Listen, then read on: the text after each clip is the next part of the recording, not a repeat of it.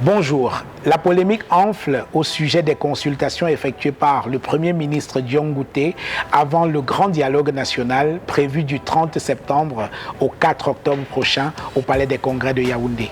Les représentants des régions à ces assises sont pour la plupart des notables du RDPC. Une situation qui fait craindre à certains observateurs que le grand dialogue national ne se transforme en mini-congrès du parti au pouvoir. Cette crainte est-elle justifiée? Nous poserons la question à Alice Sadio, la présidente de l'Alliance des forces progressistes, qui est notre invitée.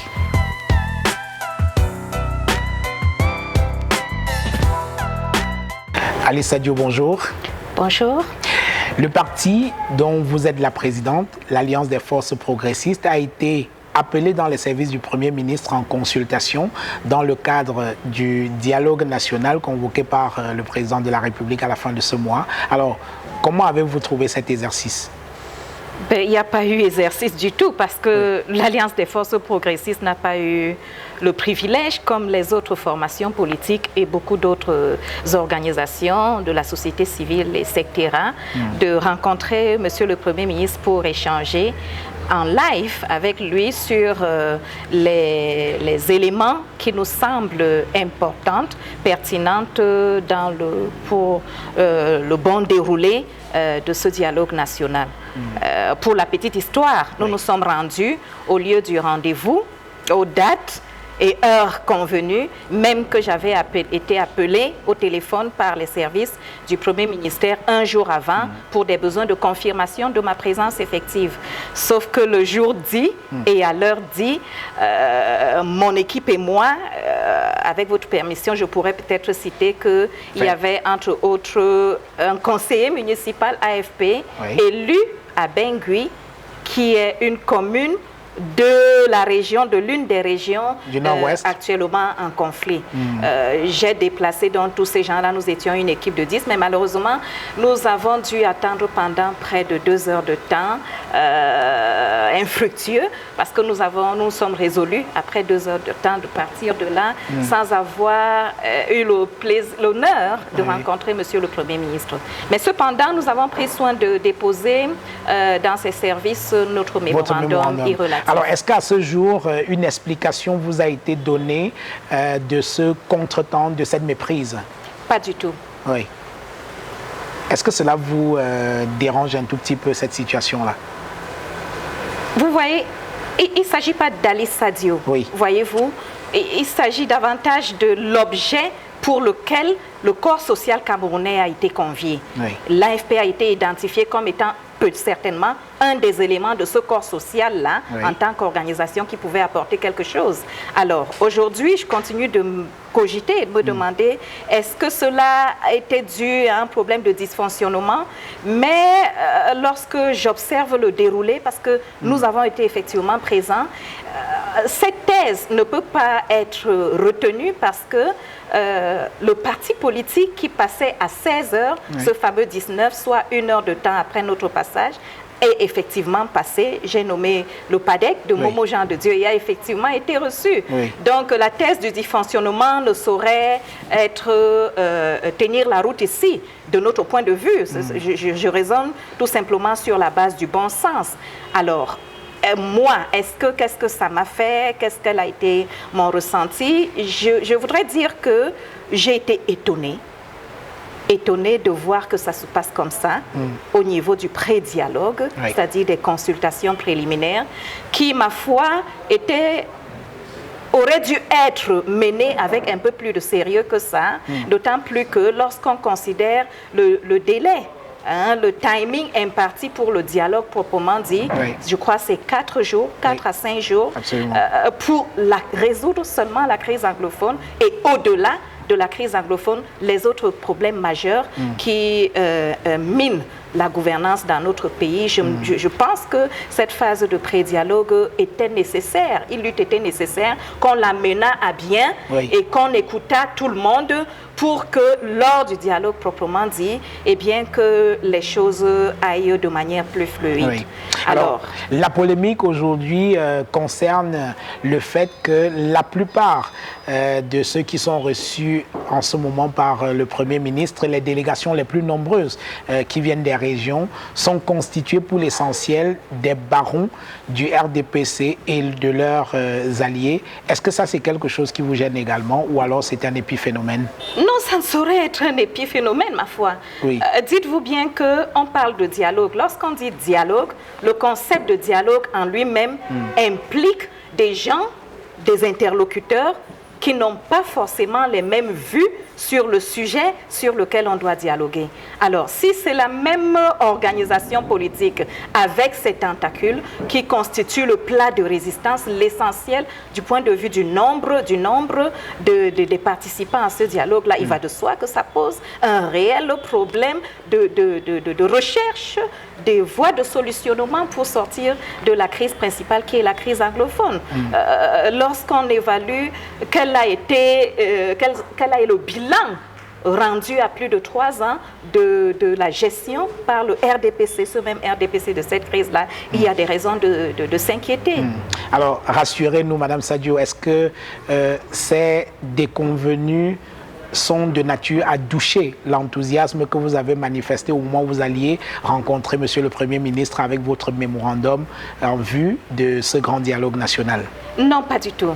Vous savez, au départ, nous avons réfléchi sur la manière dont les convocations ont été faites. Parce que nous serions attendus qu'il y ait des invitations individuelles, parce que le Premier ministère, en partenariat avec le ministère de l'administration territoriale, devrait quand même avoir un tableau de bord de ce que constitue le landerneau politique camerounais et qui en sont les animateurs, les principaux animateurs. Tout à fait. Donc, mais les différents couacs voulus ou peut-être inconscients qui ont été donnés à observer jusque-là, ne nous désarment pas. Oui. Parce que rendez-vous compte, la crise anglophone, en termes de bilan au jour d'aujourd'hui, on parle de presque 3000 morts. Oui. C'est lourd pour un pays de 25 millions d'habitants. Oui. On parle de presque 3000 morts, plus de 500 000 déplacés. Des villages entiers qui ont été incendiés. Près de 300 villages incendiés, donc c'est un drame. C'est un drame.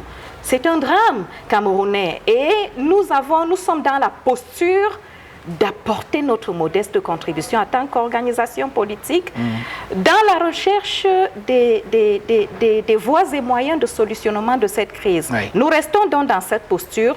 Nous avons déjà fait table rase de l'incident qui s'est passé. Oui. Si j'en ai rendu compte, c'est parce que l'opinion publique doit savoir. Vous savez qu'il y a aussi eu un buzz autour des millions qui se partageraient là-bas. Donc, c'est des questions délicates. Par les temps qui courent en tant qu'organisation politique qui se veut intègre, nous avons jugé utile, on aurait pu passer outre cette communication-là, mais nous avons jugé utile de rendre public l'incident qui a eu lieu, mais de rappeler aussi à l'opinion qu'en patriote, nous avons déposé en bonne et due forme l'économie de notre mémorandum. Alors justement, j'ai lu votre mémorandum et au-delà du problème anglophone que vous évoquez dans ce mémorandum qui a été déposé dans les services du Premier ministre,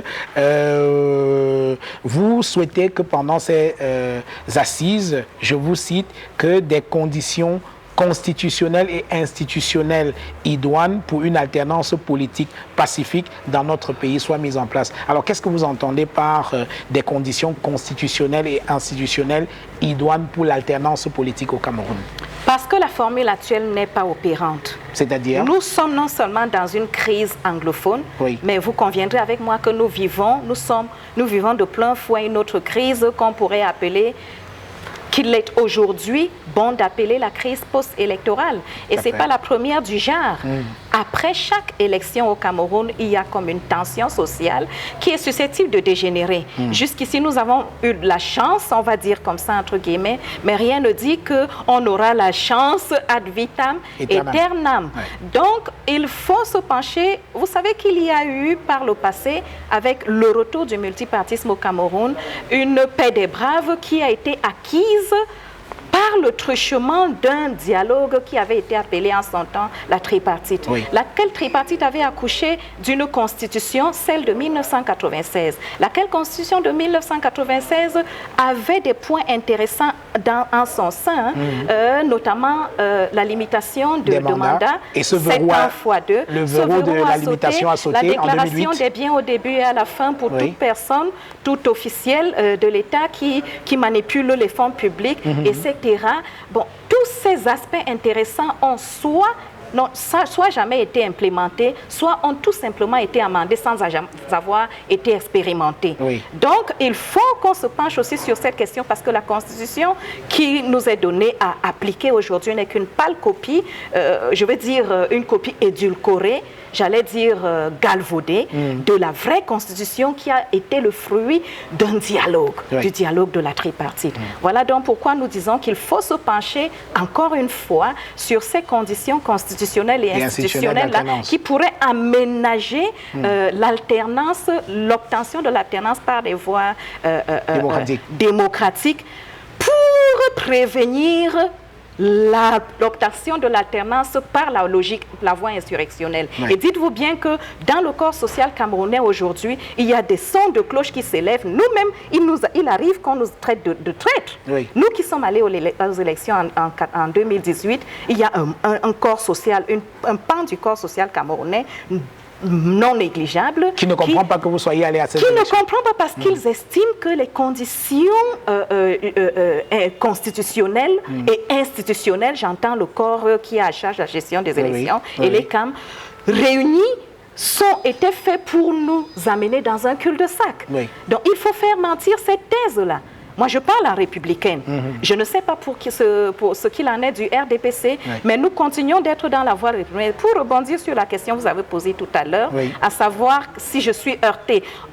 Lorsqu'on traite des choses de la nation, lorsqu'on a accepté de porter la voix d'une partie du peuple camerounais, on ne peut pas laisser épancher ses émotions. Oui. Donc, nous, à l'AFP, nous sommes dans une logique de mettre le Premier ministre devant ses responsabilités. Nous sommes dans la posture des gens qui sont preneurs. Nous ne pouvons pas avoir demandé le dialogue pendant 3 ans et le jour dit, au rendez-vous dit, nous nous déminons parce qu'on s'est organisé pour nous créer un incident malheureux. Nous sommes preneurs de ce dialogue-là. Et une fois à l'intérieur, nous porterons haut nos revendications. Alors, j'entends bien Alice Sadio, mais est-ce qu'on ne risque pas de se retrouver dans un débat fourre-tout où on parle de tout, où on pose tous les problèmes camerounais, Dieu sait qu'il y en a pas mal. Est-ce qu'on ne risque pas de se retrouver dans un débat fourre-tout et renvoyer finalement le problème anglophone qui est le principal problème qui a suscité ce dialogue-là en second plan? Votre crainte est légitime, ne serait-ce que du point de vue méthodologique, tout à fait. Comme je vous l'ai dit tantôt. Et ce serait dommage, ce serait vraiment dommage parce que nous avions cru lire dans le discours du chef de l'État voir en son discours une lueur d'espoir, à travers laquelle lueur d'espoir nous aurions montré au monde entier que le Cameroun est majeur et que nous sommes capables d'adresser nos problèmes internes par nous-mêmes, parce que nous sommes des êtres pensants. Mais tel que c'est en train de se dérouler, vous avez raison de poser une telle question. Est-ce qu'on n'est pas dans une démarche qui va accoucher plutôt du monologue plus que d'un dialogue? Est-ce qu'on n'est pas en train d'aller dans une sorte de grande messe davantage pour contourner les initiatives qui ont été prises par ailleurs par les institutions internationales? Parce et ça, vous évoquez également ces institutions internationales, l'Union africaine. Tout à fait, avec le Forum des anciens chefs d'État africains qui nous tendaient la main et qui proposaient de faire la médiation pour permettre aux Camerounais qui ne s'entendent pas sur ce sujet-là de parler. Alors, parce que vous posez les problèmes constitutionnels, institutionnels qu'il va falloir adresser au cours de ce dialogue. Vous avez parlé de la question de la gouvernance, les détournements de fonds publics, la lutte contre la corruption. Et d'autres personnes, d'autres acteurs posent les problèmes, par exemple, des Bayam Selam, celui des handicapés. D'autres demandent, par exemple, au cours de ce dialogue, qu'on parle du retour de la dépouille du président Amadou Ahidjo. Finalement, on s'éloigne là du problème anglophone, non? À la réalité, nous avons soulevé 4 axes. Oui. Il y a la crise anglophone. Absolument. Il y a la crise judiciaire, parce que le Cameroun est en pleine crise judiciaire. Oui. Il ne fait pas beau, je crois que vous le savez, vous qui êtes historien du présent, vous êtes journaliste. Absolument. Il ne fait pas beau de se retrouver dans les labyrinthes du système judiciaire camerounais par les temps qui courent. Oui. Vous pouvez pour un oui ou pour un non vous retrouver à Kondengui, pour rien, sans aucune paperasse qui puisse attester de la traçabilité de comment vous êtes arrivé là-bas. Ça veut dire que nous sommes dans un état de non-droit. Ça, c'est une crise. Tout à fait. Et une crise majeure en soi. Donc, nous, c'est le deuxième point que nous avons soulevé. Et nous avons surfé sur la grève des avocats qui continuent d'avoir cours d'ailleurs. Eux qui se plaignent de ne plus pouvoir faire leur travail, le métier pour lequel ils ont été formés, c'est-à-dire défendre les justiciables que nous sommes tous. Donc, nous pensons que c'est une problématique qui devrait intéresser chaque citoyen camerounais parce que nous sommes des potentiels justiciables. Nous avons soulevé le 4e point, la gouvernance dont vous parlez, mais ce n'est pas dans le fourre-tout, le méli-mélo, le melting pot de Bayam Selam. Non, nous avons soulevé la gouvernance parce que vous savez aussi qu'il y a une grande crise de détournement, j'allais dire, le casse du siècle de récemment, dont vous les journalistes, vous avez abondamment... J'imagine que vous parlez de la Coupe d'Afrique des Nations. La Coupe d'Afrique des Nations, avec les histoires de sacs de ciment qui coûteraient 16 500 francs, alors qu'on sait que le prix normal ne déborde pas 5 000 francs, etc. Le camion de sable qui coûterait 750 000 francs, etc. Hors taxe, dit-on. Alors, ça, c'est une crise majeure. Alors, et ça relève de la gouvernance. Et il faut se pencher pour savoir pourquoi est-ce que le gouvernant camerounais n'arrive pas à fermer le robinet, à sécuriser le trésor public. Ça, c'est une question majeure. Bon, qui n'a rien à voir avec les cautions subsidiaires, je veux dire subséquentes. Elles sont subséquentes, certes, mais je ne pense pas que ce soit un tel rendez-vous dans un cadre avec un tel timing qu'on puisse débattre et des prix des bananes et des prix des ananas et des prix des tomates. Nous parlons de la gouvernance. Alors justement, Alissa Dio, est-ce qu'une concertation préalable entre les partis politiques de l'opposition n'aurait pas pu permettre de s'accorder les violons et d'aller à ce dialogue-là avec des revendications essentielles pour ne pas qu'on se perde dans des débats qui pourraient être considérés comme un peu vides, quoi? Vous avez raison. D'ailleurs, moi, avec ma gueule, parce que, vous savez, des gens disent que j'ai un ton qui ne plaît pas. Et je le fais exprès. Parce que quand les problèmes sont aussi criards, quand la crise est aussi profonde, il faut avoir un ton, je l'ai choisi, j'assume. Il faut adopter un ton qui soit proportionnel à la gravité des différentes crises auxquelles nous faisons face. Donc, dans ma page Facebook, si vous me suivez, vous avez remarqué que j'ai fait un petit pic, c'était exprès. J'ai dit, je cite, arrêtons de faire des appels de pied à Paul Biya. Regroupons-nous en tant que force de l'opposition et accordons-nous sur les demandes qui seront les nôtres dans le cadre de cette... Je ne sais pas. Est-ce que c'est parce que j'ai fait ce pic-là publiquement que je n'ai même pas eu l'honneur d'être reçu par monsieur le ministre? Mais toujours est-il que ma parole tient. Le principe que j'ai émis donc, à l'appréciation de tous les autres animateurs de la scène politique camerounaise, tiens, si on y va dans un conglomérat qui semble être programmé pour avoir en face de nous peut-être 70% de représentants qui sont RDPC et Tentacules, avec en face juste 30% de l'opposition. Oui, parce que dans ces conditions, vous courez vers une cacophonie qui pourrait profiter aux partis au pouvoir ainsi que ses alliés. Vous comprenez donc mon inquiétude. Voilà pourquoi, quand j'ai vu que chaque parti, notamment les partis majeurs, qui devraient être majeurs, qui devraient, comme ça s'est fait au Sénégal, vous savez, le PS, quand il est rentré dans l'opposition, il a pris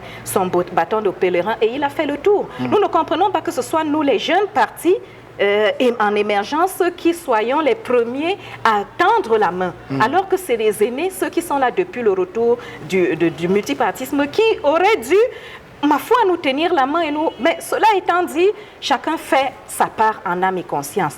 Nous avons émis ce vœu-là publiquement et il est en bonne voie. Je crois savoir que j'ai aussi ajouter à cette prise de parole publique des appels téléphoniques. Oui. Et nous nous sommes rencontrés. Je préfère ne pas disclose pour le moment, mais j'ai pris attache avec un certain nombre de leaders, mes pairs et mes aînés d'ailleurs. Et j'espère que avant le rendez-vous proprement dit, nous allons concourir vers cet objectif qui est celui de compacter, compiler nos desiderata dans un seul mémorandum et nous battre pour le faire passer. Et si jamais il ne passe pas, nous aviserons. D'accord. En tout cas, on reviendra vers vous pour en savoir un peu plus sur ce que sera devenue cette tentative de fédération de vos énergies pour aller au grand dialogue national. Alors, dans votre mémorandum très riche, il faut le dire, que vous avez déposé dans les services du Premier ministre, vous avez demandé la libération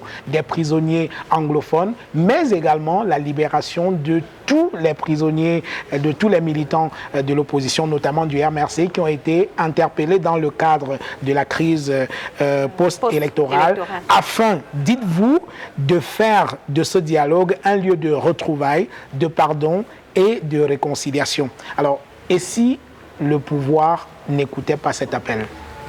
Je pense que la sagesse recommanderait au pouvoir d'écouter cet appel. Ouais. Voyez-vous, parce que depuis que cette crise post-électorale a déclenché, j'ai toujours clamé haut et fort que, de notre point de vue à l'AFP, la riposte du gouvernement a été disproportionnellement supérieure à la faute, et je mets faute entre guillemets, parce que de leur point de vue, ils disent « nous n'avions pas autorisé une marche, vous avez marché, donc vous étiez... » Là, vous parlez des prisonniers du MRC. Je parle des prisonniers du MRC, c'est l'essentiel, c'est l'essentiel de la crise post-électorale dont on parle actuellement. Alors, dans ce cadre-là, on a arrêté quelques-uns. On a arrêté l'essentiel du staff, du directoire, du MRC et partis alliés. Alors, rendu aujourd'hui, nous, lorsque nous observons la société camerounaise, nous n'avons pas l'impression qu'il y ait une menace, que ces organisations politiques dont les leaders sont en prison représentent une menace susceptible de générer une implosion sociale. Alors, qu'est-ce qui justifie au jour d'aujourd'hui, dans un état de droit, que ces braves compatriotes qui ont tout simplement voulu user de leur droit, de la liberté d'expression et de manifestation prévue dans notre Constitution. Qu'est-ce qui justifie que ces compatriotes-là soient à presque un an, parce que ça fait plus de 8 mois, qu'ils sont écroués et qui vont passer devant le tribunal militaire? Soit dit en passant, le Cameroun a ratifié des différents instruments relatifs aux droits de l'homme qui font qu'un civil au Cameroun, si nous respections ces différents instruments internationaux que nous avons ratifiés, font qu'un civil camerounais ne saurait être poursuivi par un tribunal militaire. Donc, pour des besoins de réconciliation, de paix, afin qu'on revienne vers le champ de la compétition politique, il faut libérer ces hommes-là parce qu'ils ne sont pas des terroristes comme on voudrait nous les présenter. C'est avant tout des acteurs politiques dont le seul péché ou le péché capital a été d'avoir lorgner le fauteuil du prince. Et il faut le dire, il faut dire les choses telles qu'elles sont. Il faut dire les choses telles qu'elles sont. Et puis quand on dit ils ont marché, ils ont contesté la victoire de Paul Biya, je dis bon, peut-être la manière, si j'étais dans... Nous à l'AFP, on avait été impliqués dans leur déroulé stratégique, peut-être on n'aurait pas organisé les choses comme elles ont été. Mais dans le fond, il reste que la légitimité de celui qui est aux affaires aujourd'hui n'est pas absolue. Elle n'est pas absolue. Pourquoi? Elle est contestable. Parce qu'au moins de manière objective et scientifique, moi, nous pouvons dire qu'il y a 2 régions dans la République camerounaise, notamment le nord-ouest et le sud-ouest, qui n'ont pas voté. Tout simplement parce que c'était une zone de guerre. Personne n'a battu campagne de manière propre dans ces 2 régions-là. Alors, même si la légalité ne souffre de rien, parce que le Conseil constitutionnel s'est présenté, il reste que la légitimité souffre quand même de quelques couacs qui donneraient, dont un acteur politique digne de ce nom aurait pu se fonder sur ces couacs-là pour questionner justement le bon déroulé de la dernière élection présidentielle.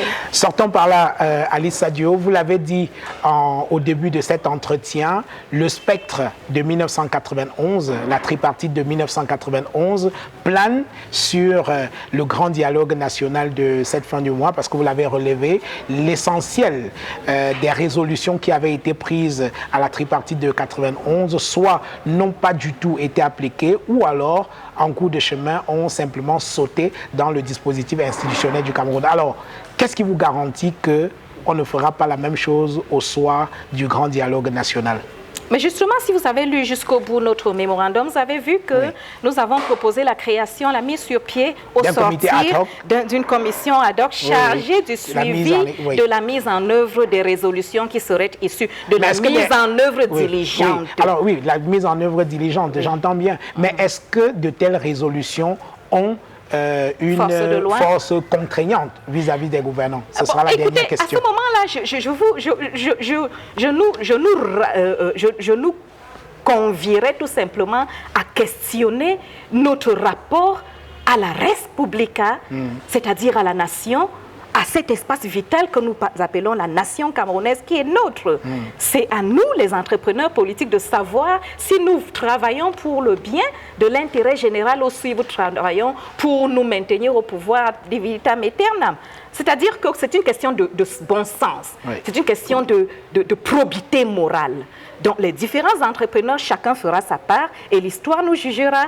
Nous sommes de l'opposition, d'après le donné à voir institutionnel, tant à l'Assemblée nationale qu'au Sénat, à la magistrature suprême. Nous sommes minoritaires si on s'appuie sur ces données-là. Mais une minorité, elle aussi, qui est questionnable, parce que je voudrais vous convoquer sur les chiffres pour que vous constatiez avec moi que la masse critique électorale camerounaise aujourd'hui, qui donne le pouvoir à celui qui est là, pèse moins de 2 millions. Nous sommes 25 millions de Camerounais, voire plus. Cela peut poser... Sur 25 millions de Camerounais, si vous faites le ratio, logiquement, la masse critique électorale devrait peser au bas mot 12 millions. Alors dites-vous bien que nous ne savons pas ce que pense cette masse critique silencieuse qui refuse même d'aller s'inscrire sur les listes électorales. Lorsqu'on regarde l'état des lieux, le délabré, qui est le vécu quotidien de l'essentiel des Camerounais, des laissés pour compte, il faut bien se dire que c'est la masse critique des gens mécontents et que peut-être sous la cendre il y a le feu. Donc nous, en tant qu'acteurs politiques, nous sommes peut-être plus patriotes que ce qu'on ne veut laisser croire. Nous essayons de voir dans quelle mesure on pourrait contourner les différentes barrières érigées par ceux qui sont en place pour permettre que l'alternance se déroule dans les voies institutionnelles et que la rébellion, c'est-à-dire la rue, ne nous reprenne pas le témoin pour faire sa part. Et vous savez que quand la rue prend le témoin, on ne sait pas, ça peut aller dans tous les sens. Tout à fait. Alice Sadio, merci. C'est moi. Mesdames, Messieurs, merci de nous avoir regardés. Je vous prie de vous abonner à notre chaîne Naya TV. Merci d'avoir regardé et rendez-vous demain avec un autre entretien dans le cadre de En attendant le grand dialogue national.